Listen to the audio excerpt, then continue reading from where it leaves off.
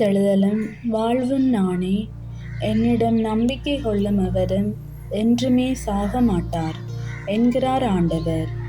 புனித யோவான் எழுதிய நற்செய்தியிலிருந்து வாசகம். அதிகாரம் 5, இறை வசனங்கள் 17 தொடக்கம் 30 முடிய. அக்காலத்தில் இயேசு யூதர்களிடம், என் தந்தை இன்றும் செயலாற்றுகின்றார், நானும் செயலாற்றுகின்றேன் என்றார்.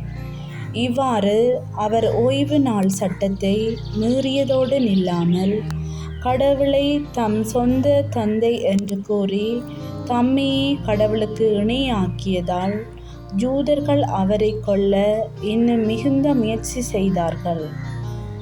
இயேசு அவர்களை பார்த்து கூறியது, மகன் தாமாக எதையும் செய்ய இயலாது, தந்தையிடம் தாம் காணும் செயல்களையே செய்ய இயலும்.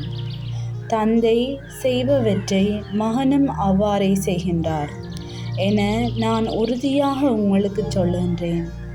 தந்தை மகன் மேல் அன்பு கொண்டு தாம் செய்யும் அனைத்தையும் அவருக்கு காட்டுகின்றார். இவற்றை விட பெரிய செயல்களையும் அவருக்கு காட்டுவார். நீங்களும் வியப்புறுவீர்கள். தந்தை இறந்தோரை எழுப்பி அவர்களை வாழ வைப்பது போல மகனும் தாம் விரும்பியவர்களை வாழ வைக்கின்றார்.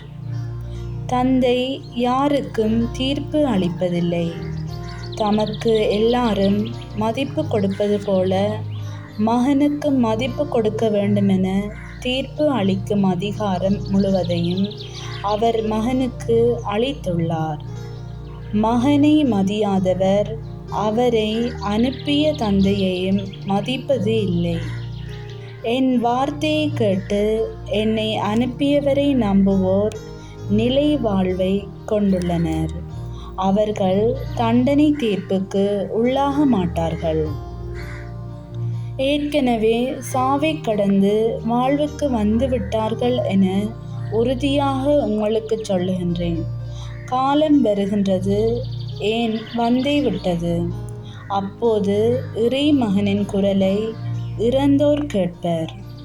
அதை கேட்போர் வாழ்வர் என உறுதியாக உங்களுக்கு சொல்லுகின்றேன்.